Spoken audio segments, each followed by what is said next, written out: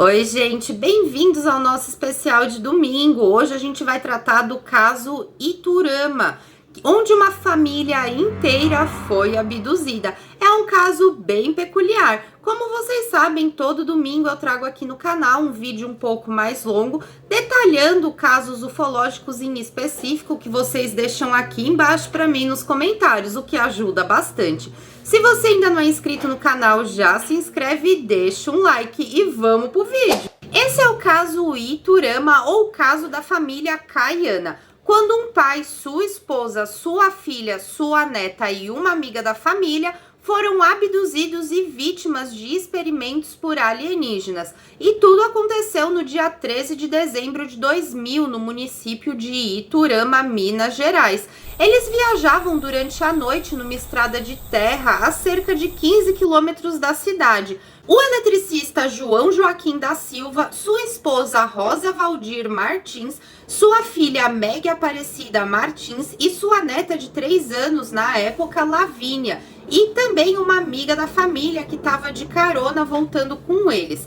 Tinham ido até uma fazenda de um amigo onde eles estavam acostumados a colher jabuticaba para fazer licor. E durante o caminho de volta, a filha do João avistou uma luz muito forte na estrada. Era mais ou menos 10 horas da noite, então todos começaram a ver aquelas luzes coloridas no céu. Elas eram bem fortes e pareciam seguir o Fusca onde eles estavam, que inclusive é esse da foto ali do lado.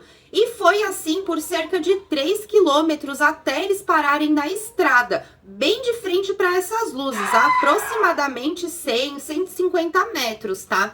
Eles começaram ali a debater dentro do carro mesmo se aquilo seria um avião que pousou na estrada ou algo parecido. Até que a filha do João disse que as luzes saíam de baixo e que aquilo parecia ser uma nave com cerca de 20 metros de diâmetro, muito iluminada e com uma aparência metálica, bordas bem definidas em formato de disco.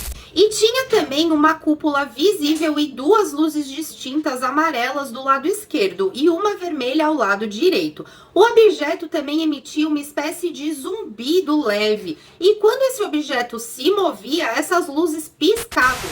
Alguns minutos depois, vendo tudo isso acontecer na frente deles, o Fusca onde eles estavam começou a ficar quente gradualmente, até ficar quase que insuportável a existência dentro daquele Fusca. A neta do João começou a brincar olhando para aquelas luzes, chamando eles. E foi nesse momento que todos viram um ser cinza claro, muito magro, com uma cabeça angular e sem orelhas, com o nariz fino e os olhos grandes, se aproximando do veículo. Não sei vocês, mas eu saía correndo. O João, naquele momento, tentou abrir a janela do carro, mas parecia que os braços dele não respondiam. Então ele sentiu uma leve fisgada no meio da cabeça e começou a ter uma sensação de que a pele dele estava enrugando. A esposa dele estava apresentando dificuldades para falar, eu acredito que por conta do medo, né? Mas ela relata que a língua dela ficou dormente. E em meio àquele cenário de caos, a amiga da família, que já estava apavorada, começou a gritar por socorro.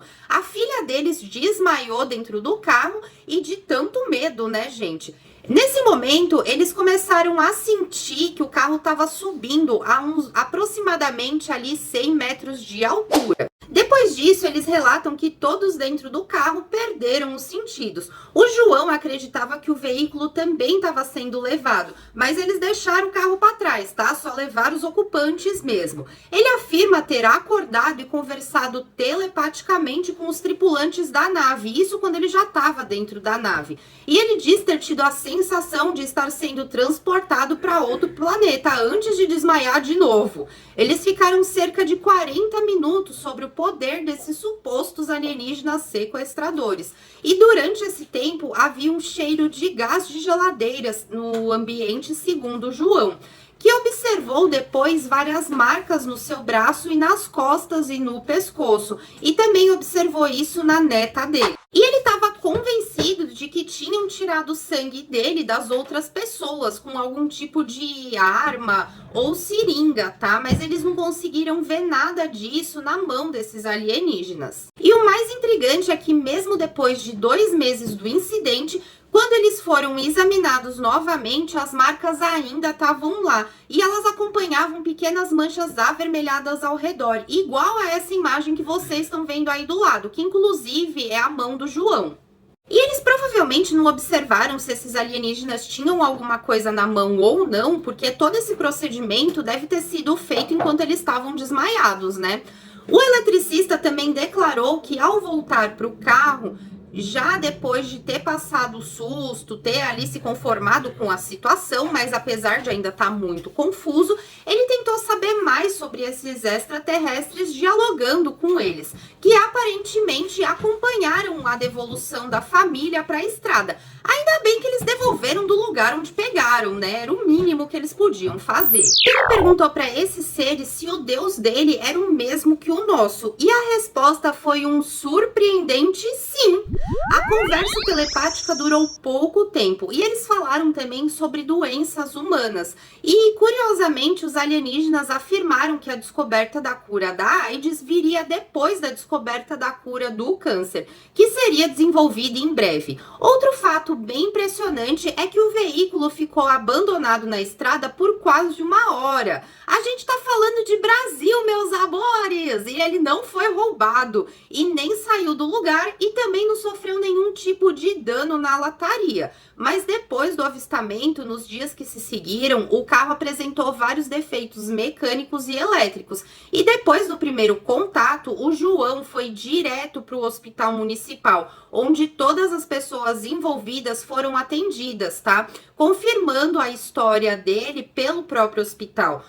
E segundo o João, na mesma noite, ninguém conseguiu dormir por conta do nervoso e da agitação, o que é meio óbvio, né? O João disse também que os alienígenas teriam dito a ele que a sua família ainda seria visitada mais 2 vezes nos próximos 7 anos após o ocorrido e que eles seriam monitorados durante esse período. Mas ele afirma não ter mais medo disso, tá? E desconsiderar que ele ganhou amigos naquele dia, com esse primeiro contato inicial. Mas ele não relatou ter tido outros contatos depois, tá, gente?